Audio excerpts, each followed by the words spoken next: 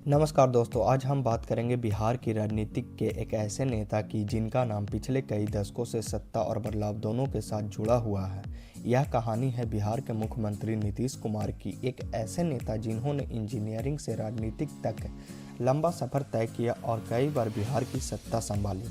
Video में आगे बढ़ने से पहले हम चाहेंगे कि जिस तरह आप हमसे यूट्यूब पे कनेक्टेड हैं, उसी तरह से आप हमसे व्हाट्सएप पे भी कनेक्टेड हो जाइए। चैनल का लिंक डिस्क्रिप्शन में दिया गया है, जाकर फॉलो कर लीजिए। नीतीश कुमार का जन्म 1 मार्च 1991 को बिहार के बख्तियारपुर में हुआ था। उनके पिता कवि राज राम लखन सिंह आयुर्वेदिक चिकित्सक थे और स्वतंत्रता आंदोलन से भी जुड़े हुए थे। परिवार में शिक्षा और समाज सेवा का माहौल था, जिसका असर नीतीश कुमार पर बचपन से ही पड़ा। उन्होंने अपनी शुरुआती पढ़ाई बख्तियारपुर से की और बाद में बिहार कॉलेज ऑफ इंजीनियरिंग से इलेक्ट्रॉनिकल इंजीनियरिंग पढ़ाई पूरी की। आज यही college national institute of technology Patna के नाम से जाना जाता है।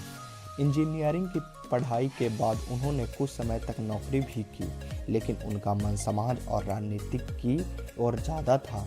राजनीतिक में प्रवेश 1970 के दशक में देश में राजनीतिक हलचल तेजी थी। उसी समय देश में द इमरजेंसी लगी थी, जिसका असर कई युवाओं पर गहरा पड़ा था। नीतीश कुमार भी इस दौर में राजनीति की ओर आकर्षित हुए। वे समाजवादी विचारधारा से प्रभावित थे और प्रसिद्ध नेता जयप्रकाश नारायण के आंदोलन से जुड़े। इस आंदोलन ने देश की राजनीति को बड़ा बदलाव लाया। नीतीश कुमार ने 1977 में पहला चुनाव लड़ा, लेकिन उनको हार का सामना करना पड़ा। इसके बाद भी उन्होंने हार नहीं मानी। कई साल तक उन्होंने संगठन में काम किया और जनता के बीच अपनी पहचान बनाई। आखिरकार 1985 में वह पहली बार बिहार लेजिस्लेटिव असेंबली के सदस्य बने। यह उनकी राजनीतिक यात्रा की महत्वपूर्ण मोड़ था। 1990 के दशक में नीतीश कुमार राष्ट्रीय जनता दल में भी सक्रिय हो गए। वे जनता दल से भी जुड़े और बाद में जनता दल यूनाइटेड के प्रमुख नेताओं में शामिल हो गए। उन्होंने केंद्र सरकार में कई महत्वपूर्ण मंत्रालय भी संभाले। वे रेल मंत्री, कृषि मंत्री और परिवहन मंत्री जैसे पद पर भी रहे। जब वे रेल मंत्री बने तब उन्होंने कई सुधार किए और रेलवे में नई योजनाओं शुरू की। साल 2005 में बिहार की राजनीति में बड़ा बदलाव आया। उसी साल नीतीश कुमार पहली बार बिहार के मुख्यमंत्री बने।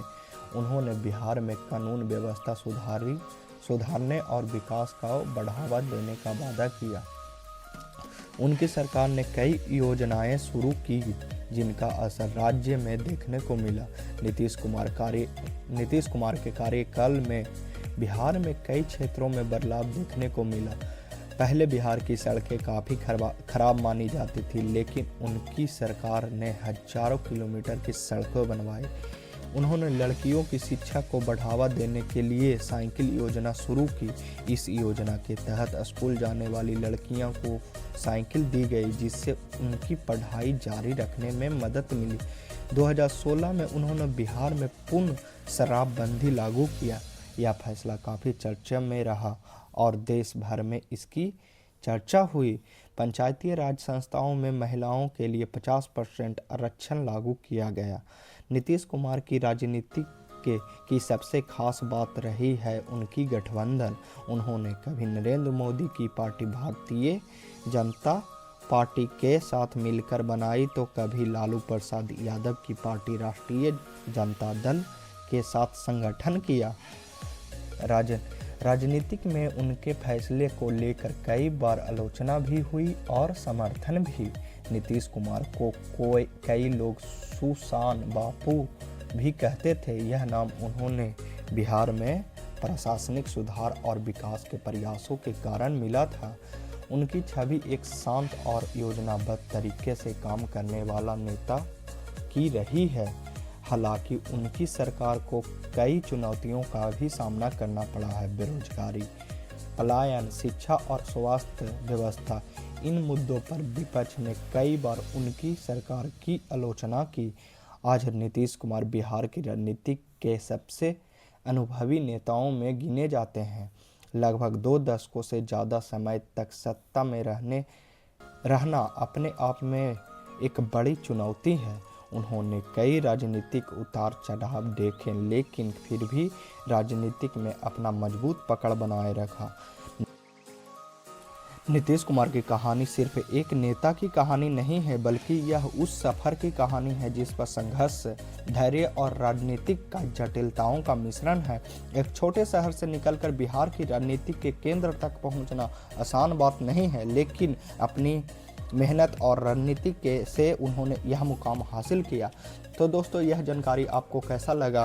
अगर अच्छा लगा होगा तो वीडियो को लाइक ज़रूर करें और चैनल को सब्सक्राइब करें। फिर मिलते हैं अगले न्यू वीडियो में, तब तक के लिए धन्यवाद।